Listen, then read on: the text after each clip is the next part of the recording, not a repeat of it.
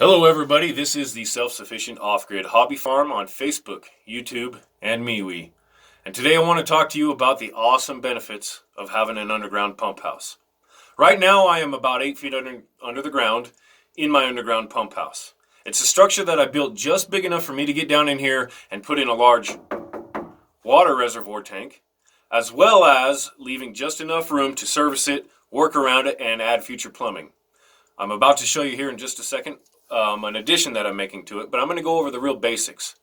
First off, the ground underneath the 8 feet where I'm at is an average of about 55 degrees year round. What that does is that ensures you have cool water in the summertime and water that will not freeze, pipes that will not freeze, and a water system that you don't have to have any freezing or frost or damage issues with in the wintertime. Also, you don't have to worry about any bacteria, moss, mold, mildew, enzymes, or anything growing in your tank because there is no sunlight to promote that growth. I've got a simple walkway going up to the surface. I've got a little light switch hooked up to a really bright little LED. Runs really cool, uses hardly any power. Light bulb. It's like silicone with the circuit in it. I use a 12-volt DC pressure sensing pump. The exact same kind that's in a camp trailer. You can go down to an RV store and buy these or buy them on the internet. 12-volt DC pressure sensing pump. What that means is anytime you turn on a faucet or you flush a toilet, it automatically senses that the water pressure is dropped and it turns it on. And it will continue running until it's done using water, until you're done using water, and then it'll pressurize the line back up and turn off. Here's what I got set up. Up on the surface, 8 feet over my head, are some solar panels hooked up to a 12-volt battery bank. During the day, those panels charge up that battery bank, and at nighttime or daytime, my system runs. The well is about 30 feet that direction, and what tells it to turn on or off is my float valve in here. There's two different kinds you can get. One's like for a sump, that when the sump is empty, it's off. When the sump is full, it turns on. Its purpose is emptying the tank. You want to get the opposite type of float valve. One that will be off when the tank is full, turn on when the tank is empty. So my float valve in here is what turns the well on or off and fills the tank. And then my other lines going down to the cabin in the greenhouse are fed off of this pump. Now I'm adding in another system. I've got two more float valves, and then I've got some solenoid valves. It doesn't matter if your solenoid valves are made to run off of 110 or 12 volt. As you can see right here, right next to my finger, 110 or 12 volt. So it can be AC or DC.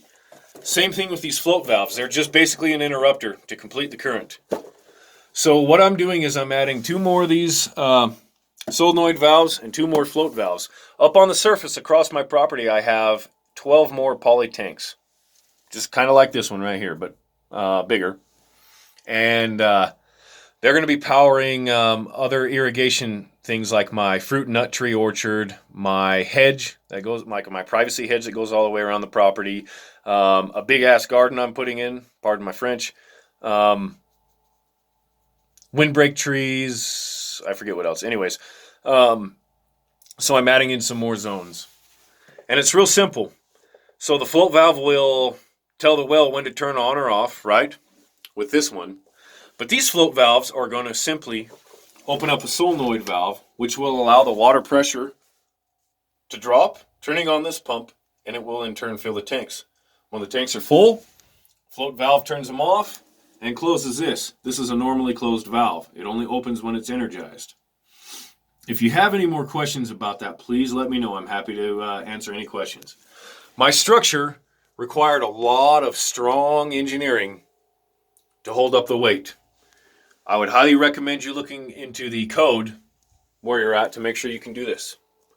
Now, let me tell you a little bit about water. So, out here where I'm at in the desert, I am allotted through any domestic well. Anybody who has a domestic well is allotted 2 acre-feet a year, which is roughly about 1,400 gallons a day. 1,400 gallons a day, roughly. So, I want to double that. I want to get around 28. So what you can do, especially if you go down and talk to the county hydrologist, you can you can dig up more information about this too. But if you find somebody in the area who has water rights and is willing to sell you another acre foot or 2 acre feet, which is what I want, it's going for around $5,000 to $10,000 an extra acre foot of water, which seems like a lot. However, when you consider a domestic well, especially in my area, about 160 to 200 feet deep, is running with the pump and everything all said and done around $35,000. It is a lot cheaper to go and purchase just more water rights. Now, also per code where I'm at, if I purchase those extra water rights and I don't go any higher than that, I can run them through my domestic well and I won't have to punch an agricultural well. You need to make sure that you're doing it the right way. If you're doing something wrong or you're irrigating and you draw the attention of the county and they come out and start looking into it, you're going to get slapped with a lot of big fines and they're going to shut you down. Another thing you need to do is make sure that if you're going to purchase these water rights, you got to make sure that all your T's are crossed and your I's are dotted. Talk to your county hydrologist. Even consider potentially getting a lawyer. But if you go down and talk to somebody at the county, you can dig up the information and they can point you in the right direction of somebody who can help and make sure that you're doing everything right. This is something really big. Now, granted, I'm out in the desert and they really watch every drop of water, but you need to make sure you're doing it right. However, the blessing is huge. When you have a fully automated system like I have, where you don't have to lift a finger, runs off the sun, I get everything programmed and set up, and I can set it and forget it. And everything runs itself. What a huge blessing. I don't have to worry about my water freezing in the wintertime either. I put a lot of work and a lot of money into this, but it definitely pays off. Being off-grid and being self-sufficient is a pipe dream a lot of people have, but it will remain just a pipe dream unless you put the back-breaking work into it that it requires. You will bleed, you will sweat, you will spend all kinds of money, you will rip the hair out of your head. It's frustrating, it's hard, it's expensive, but it's worth it.